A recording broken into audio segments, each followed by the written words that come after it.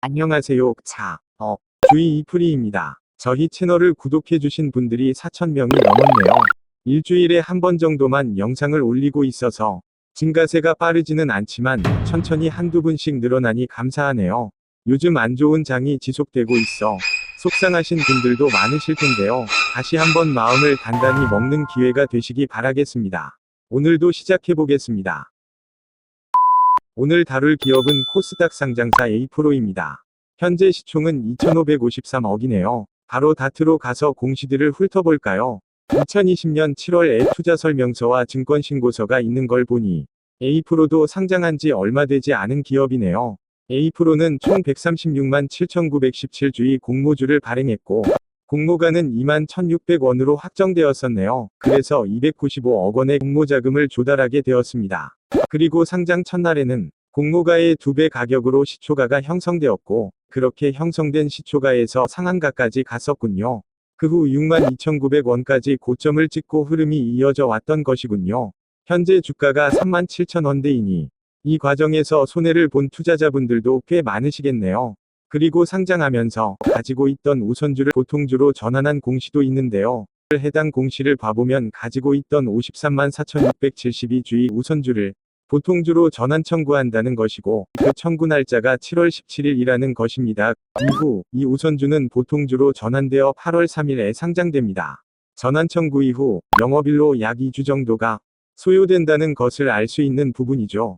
이러한 주식수 변동 공시들은 에이프로가 상장하며 또 스탁옵션으로 변동된 임직원의 수량, 그리고 장내 매도로 인해 변경된 투자자들의 수량을 나타내는 공시들입니다. 그 후 종속회사인 에이프로세미콘이 유상증자를 했네요.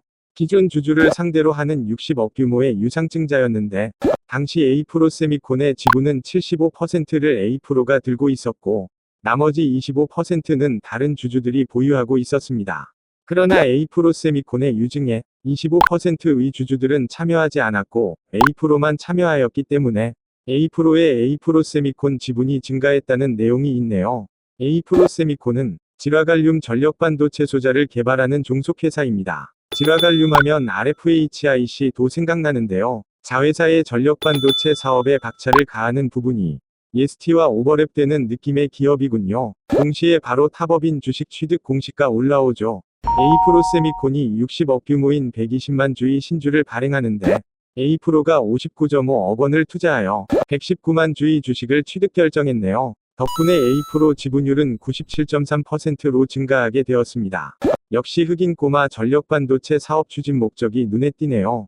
그리고 자기 주식 취득을 위해 10억 규모의 신탁을 취득한 공시가 있고 임직원의 사임으로 인해 보유 주식을 매도하고 스톡옵션 부여를 취소한 공시가 있고 또 5% 이상 지분을 가지고 있는 투자자들이 물량을 일부 엑시트한 공시도 있네요. 그러면 최근 공시들을 다 살펴봤으니 3분 기보고서를 봐보죠. 에이프로는 2000년 설립되었습니다. 설립된 지 20년이 넘은 기업이군요. 소재지는 군포 LS로입니다. 금정역 부근에 위치하고 있네요. 코스닥 시장으로의 상장은 2020년 7월 16일에 했습니다. 종속회사를 보면 에이프로는 100% 지분의 중국 법인이 하나 있고 앞에 언급된 에이프로세미콘이 있으니 총 2곳의 종속회사를 가지고 있네요. 또한 작성일 기준 출자되지 않은 페이퍼 법인이 있는데 LG 에너지솔루션 관련 추진을 위한 폴란드 법인인가 보네요. 그리고 48.95%의 지분을 가지고 있는 충전 인프라 사업을 하는 관계기업도 있습니다. 이번엔 총 주식수를 봐볼까요? 20년 11월 27일 기준 에이프로는 688만 626주의 보통주를 가지고 있습니다. 자기 주식수는 2,000주라고 나와 있는데 이는 앞서 말씀드린 신탁 계약으로 인해 생긴 것이고 총 10억 규모의 자기 주식 취득 계약이었지만 11월 27일 기준으로는 2,000주의 매수가 진행되었으니 이렇게 나온 것을 알 수 있습니다. 따라서 신탁 계약 만기인 5월 1일까지 조금 더 매수가 이루어지겠네요. 지분을 봐보면 최대 주주 및 특수관계인의 지분은 42%가량으로 넉넉합니다. 상장 공모주 발행으로 지분율이 희석되었다는 설명이 나와 있네요. 현재 기준으로 이분은 사임했으니 최대 주주 및 특수관계인의 전체 지분율은 좀 더 감소했겠죠. 잠시 임종현 대표님의 이력을 보면 1995년에 에이프로일렉트로닉스 대표이사였다고 나오네요. 에이프로일렉트로닉스에서 에이프로로 사명 변경이 있었나 본데요. 연역에 따로 기재해 놓지 않은 것이 특이하네요. 지분을 가지고 있는 기타 주주들을 보자면 20년 9월 말 기준 이러한 투자 지분이 있음을 알 수 있네요. 두 쪽 모두 SBI 쪽이 연관되어 있고 이들의 주식수는 변동이 되었음을 앞서 봤었죠. 21년 2월 기준 이들 각각의 지분율은 이렇게 감소했음을 알 수 있습니다. 자본금 변동사항을 보면 일단 현재 자본금이 증가될 수 있는 잠재 요소는 없고 그동안 이렇게 자본금이 변동된 이력들이 있네요. 과거 우선주로 자금 조달된 것들은 모두 보통주로 전환이 되었고 무상증자를 입원했지만 추가 무상증자도 충분히 가능해 보입니다. 이제 재무제표를 봐보겠습니다. 우선 연결재무상태표를 보겠습니다. 자산이 골고루 증가했네요. 일단 이렇게 자산이 증가한 데에는 공모자금의 이유가 크죠. 일단 A프로는 1년 내 현금화할 수 있는 유동자산이 비유동자산보다 크니 아주 바람직한 모습입니다. 현금성 자산, 단기금융상품이 모두 증가했습니다. 현금성 자산은 보통 예금으로 넣어두고 있고 단기금융상품은 정기적금으로 있네요. 그리고 A프로는 매출채권을 세 가지로 분류해두고 있습니다.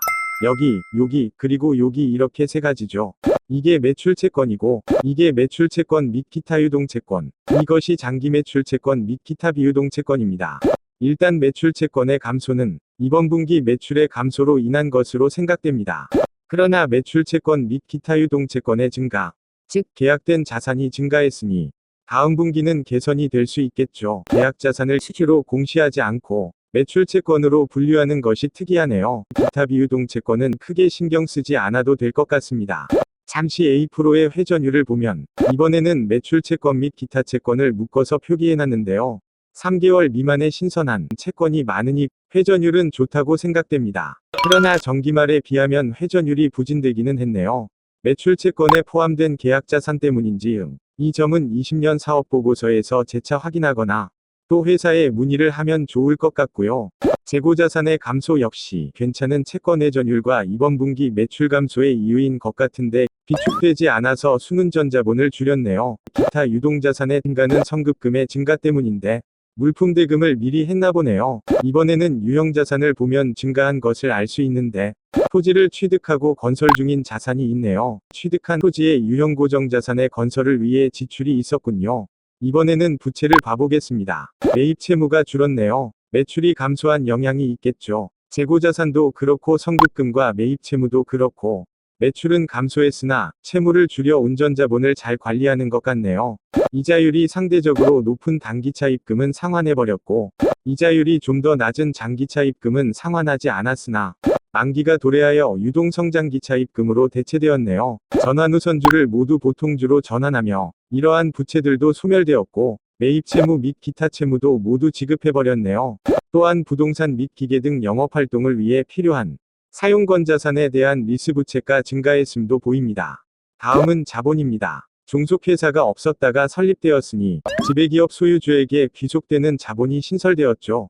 공모자금과 보통주로 전환 등으로 자본금과 자본잉여금이 늘었고 순이익으로 이익잉여금이 증가했네요. 이것 역시 신설된 항목인데 자회사의 지분을 100% 가지고 있는 것이 아니니 지배하고 있지 않는 것에 대한 항목도 신설되었죠.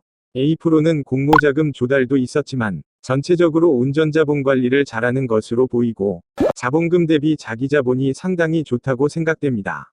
그러면 손익을 봐보겠습니다. A프로는 이번 분기에 실적이 꺾였네요. 매출이 크게 감소했습니다. 매출이 감소했지만 매출 발생에 필요한 고정비가 있으니 매출 총이익은 크게 줄어들게 되었고 판관비까지 증가하여 적자로 전환하게 되었습니다. 판관비를 보면 세로로 길어서 잘랐지만 급여의 증가가 큰 비중을 차지하는데요.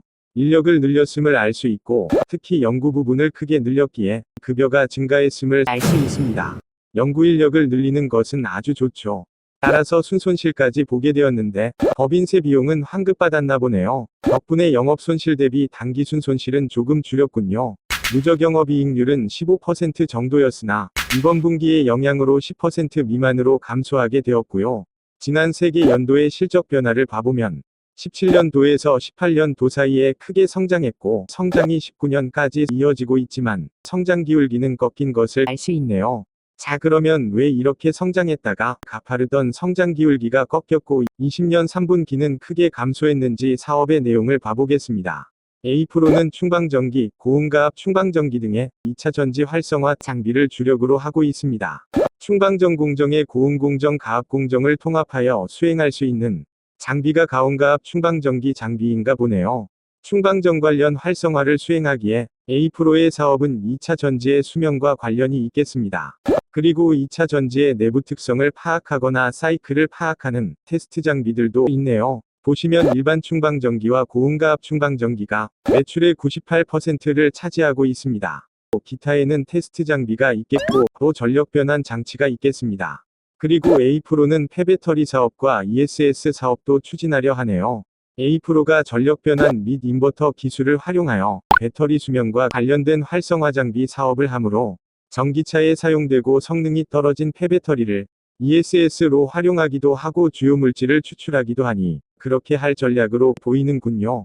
사업의 수직 계열화를 잘 갖춰가는 것 같아 보이는 부분입니다. 관계사인 급속충전 사업도 그렇고요. 또한 앞서 언급한 대로 종속회사인 A-프로 세미콘이 차세대 전력 반도체인 흑인꼬마 소재의 반도체 관련 사업을 하는데요.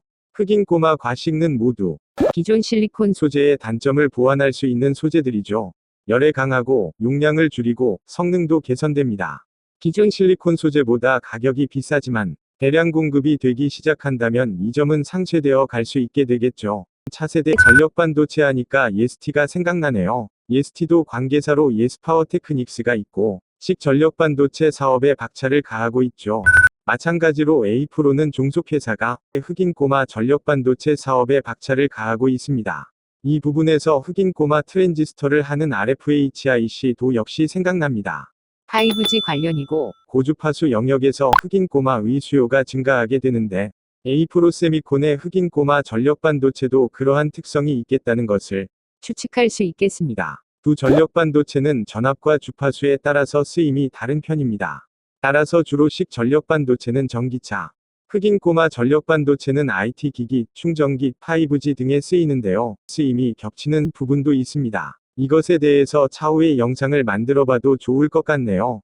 어쨌든 A-프로 세미콘이 흑인꼬마 전력 반도체 사업에 박차를 가하고 있고 세미콘은 우증으로 사업에 필요한 자금을 확보했고 A-프로는 거기에 참여하며 지분율을 높였죠. 역시나 좋은 전략입니다. A-프로는 흑인꼬마 반도체 생산을 시작해서 빠르면 2021년 하반기부터 활성화 장비에 이 전력 반도체를 적용할 계획입니다. 효능도 개선시키고 장비의 크기도 줄일 수 있겠네요.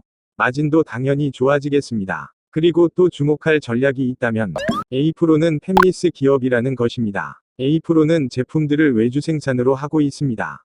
따라서 위탁업체와 일정을 조율해야 하는 과정이 있어야겠지만 매출원가 부분에서 좋을 것이며 향후 매출 증가에도 제한이 크게 없을 것으로 보이네요.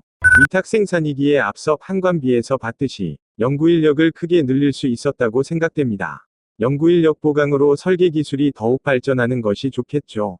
2분기 누적과 3분기 누적 실적을 비교해보면 3분기 동안 일반 충방전기와 고음가압 충방전기에 수출 매출이 거의 발생하지 않았습니다. 이것 때문에 이번 3분기가 실적이 정말 안 좋았던 것이네요. 3분기에는 가려놨지만 단기보고서를 보면 매출처를 볼 수 있는데 95% 이상이 LG 쪽임을 알 수 있고 SK 이노베이션 쪽으로 편향된 M+와 상반된 모습이네요. LG그룹 A로 구분한 이쪽에서의 매출이 3분기에는 거의 발생하지 않았음이 추정되는군요. LG그룹 A는 무엇이고 왜 매출이 이렇게 됐던 것인지 문의가 필요한 부분이네요. 또한 환율 변동으로 인한 내역도 적혀 있는데 수출 기업의 성격을 띠고 있으니 환율 상승 시 이익이 증가되는 것을 알 수 있네요. 그러면 간단하게 이 정도로 마치겠습니다. 지난번 영상에서 기업 평가를 제외하여 올렸었는데 이프리의 기업 평가를 해줬으면 하는 의견을 주신 분들이 많았습니다. 돌아온 이프리의 기업 평가 시간입니다.